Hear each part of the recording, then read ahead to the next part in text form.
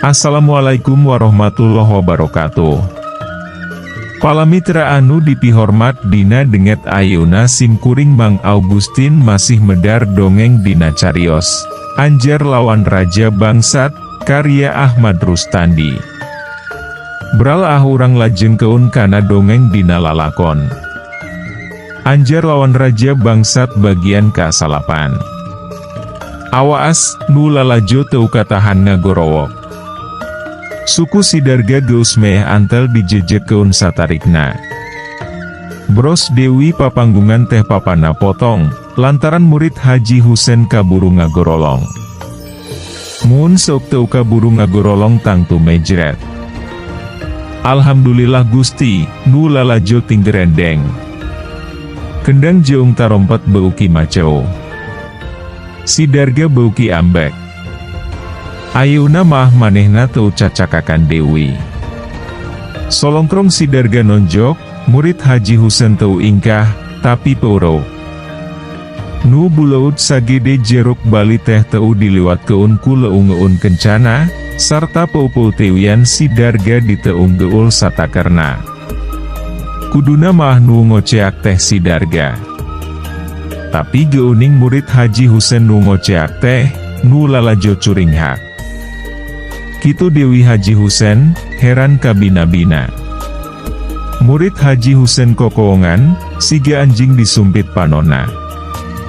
Si horeng longoun kencanu dipake nakis tadi, jamomom asak hideung siga diseurut odeng. Tobat, tobat, ceok murid Haji Husen. Sidarga cacakakakan. Tahieu peusing, kukuring rek dilintuhan.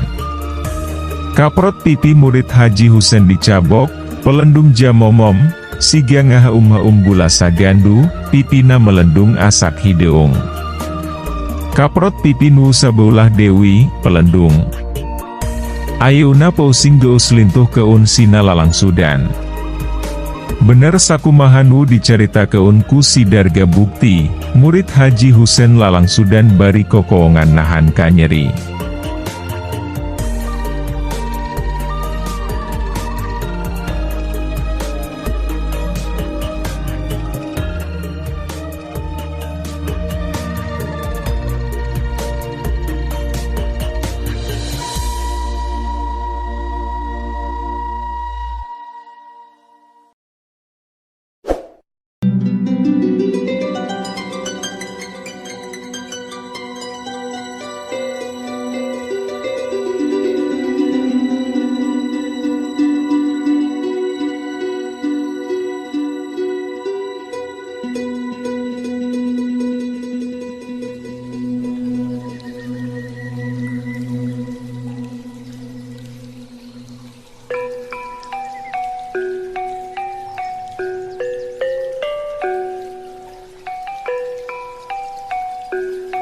Anu lalajo gero, ting harewos jeung baturna, ewi, boga aji semu gunting, ceuk nu sejen, lain semu gunting eta maah braja musti.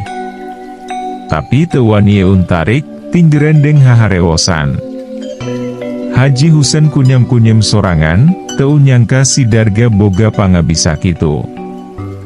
Haji Husen jadi sabil hatena, rek maju sieun wiwirang. Ari teu maju komo Dewi. Tapi manehna geus ngarasa, yen upama maju moal aya harepan meunang, dika mana keun engke beung ngeutna, upama seuku durubuh di pakalangan ku Sidarga. Sedeng keun Haji Husen teh geus kawangi keun sakuliah pasundan maah hese tandingna. Sarhadi! Sarhadi! Sok sakalian jeung guruna sina ka panggung. Sidarga nangtung bari teu kendat cacakakakan. Barang Haji Husen rek luncat pisan, ti luar aya nu unggah. Henteu luncat cara nu karol tadi, tapi nece kana pangunggahan anu disadiakeun. Nu lalajo kabahanana marelong ka anu unggah.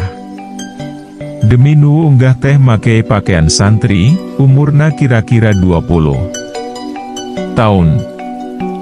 Barang nenjo nu unggah, Sidarga pok ngomong, rek naon si laing? Gancang turun bisika keceretan getih. Kuring gehayang ngarewah-rewah nu karyaan, sakalian ulah ngan maen do GR monyet bae. Tapi urang maen korsel, ceup budak ngora teh.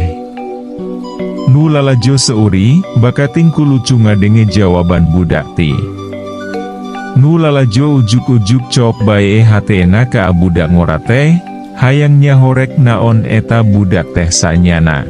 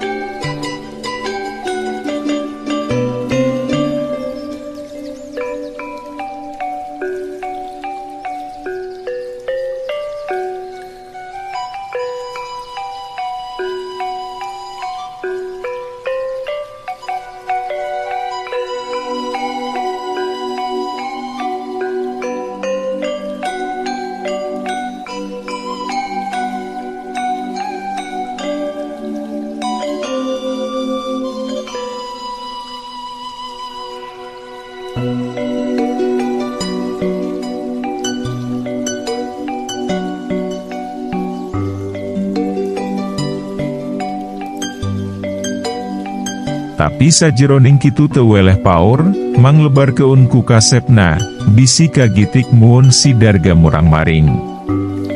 Halik, halik, na teu beunang dicaram. Naha make halik, na boga sahayu balandongan teh, ceup budak teh bari imut ngagelenyo. Gernu lalajo seuri. Silaing teh rek naon? Engkerek ulin-ulinan maah. Ayuna dewek rek menta diwarahku Haji Husen. Tadi didinya mawa karas menan doger monyet, kuring gie ayuna rek main komedi badak garok. Naon? Badak garok? Enya apan didinya badakna? Nu lalajo ger seuri Dewi, seuri bari pinuhku kapaur jeung ka Inggis. Naon? Aing disebut badak?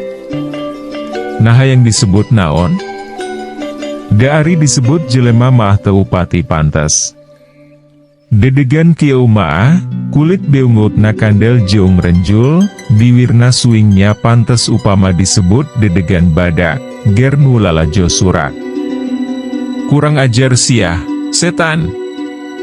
Nyaeta nu mataka diu ogerek menta diajar. Nu lalajo surak Dewi, si darga napsuna ngaguguduk, hayang ngabubukeun sirahna, polona sina bucrat bacret. Dulur-dulur, ieu budak jaringau teh papaka anana siga santri, tantu hatena gebuduk.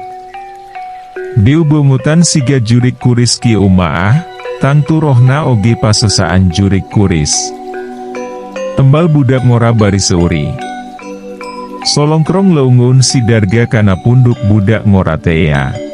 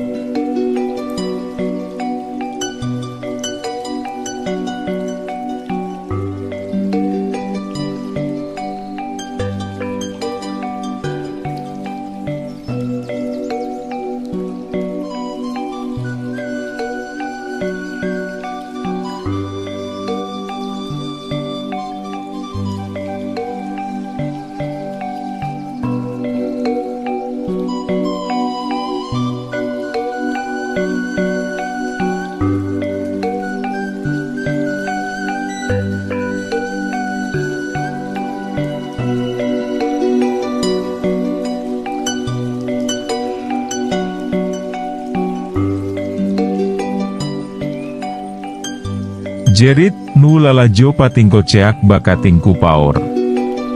Tadi geus kacontoan, murid Haji Husen barang antel kana leungeun si darga ujuk-ujuk ngoceak sarta sakur kulit nu antel tuluy jamomem asak. Budak teh henteu nakis atawa ngejat. Atuh kek punduk budak ngora teh ku Sidarga dicerek. Maksudna rek dijungjungkeun sarta rek ditanya bari disanghar upken kana beung utna. Budak teh teu ngoceak teu ngagorowo. Barang rek dijungjungkeun ku Sidarga karasa beurat taya papadana, beuratna leuwih ti munding kabiri. Sidarga ngajungjungkeun sakali Dewi, tapi weleh teu kabawa. Dicoba digeubikeun, tapi teu kageubikeun, lir batu nancep kana tanu, Sidarga colohok. Heak, Sidarga ngawak bari ngaruhak. Lenyap nu lalajo ngalenyap. Jeleng Dewi manehna ka tukang. Tuluy pasang kuda-kuda. Badanna rada dimiringkeun ka tukang, suku kencana dihareup, suku katuhuna di tukang, peureupna dikeupeulkun. Heak! Sidarga ngagorowok. Jekuk, lenyap nu lalajo kabur pangacian. Anu ditonjok henteu ngejat atawa ngisar, tapi angger malahan dadana dibuka. Jekuk, peureup anu sagede jeruk jamblang teh keuna pisan kana tak-takna. Hek, modar sia setan. Acaan, tembal budak ngora teh, bari ngangkat suku kencana, jadi ngan napaku suku katuhuna anu dijengkekeun, ngan indung sukuna anu antel kana papan. Barang tadi panonjok keuna, kulincir awak budak ngora teh, muih siga panggal, awakna lir kaina suku katuhuna lir pakuna sarta indung sukuna lir seu-seukutna. Sidarga kaget. Tahiyo anu disebut korsel teh, ceuk anu keur muntir.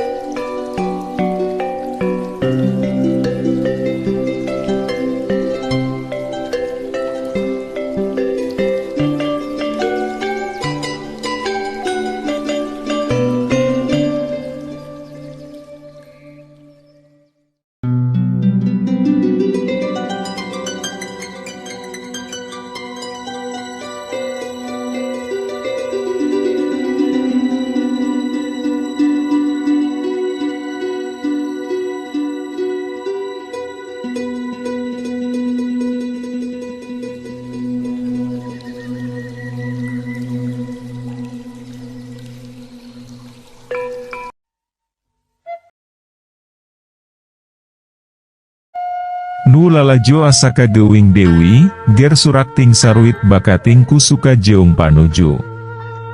Sok kaluarkeun semu guntingna, ceuk budak ngora Dewi. Eta budak ngora teh lain nu sejen, tapi anjar anu kakara kaluarti tengah leuweung rek nyumponan wasiat guru nateya.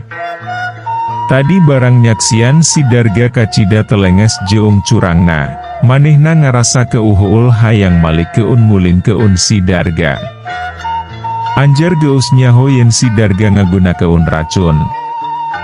Tadi racun nu ngalantaran keun ataul teh digodok jeung caruluk.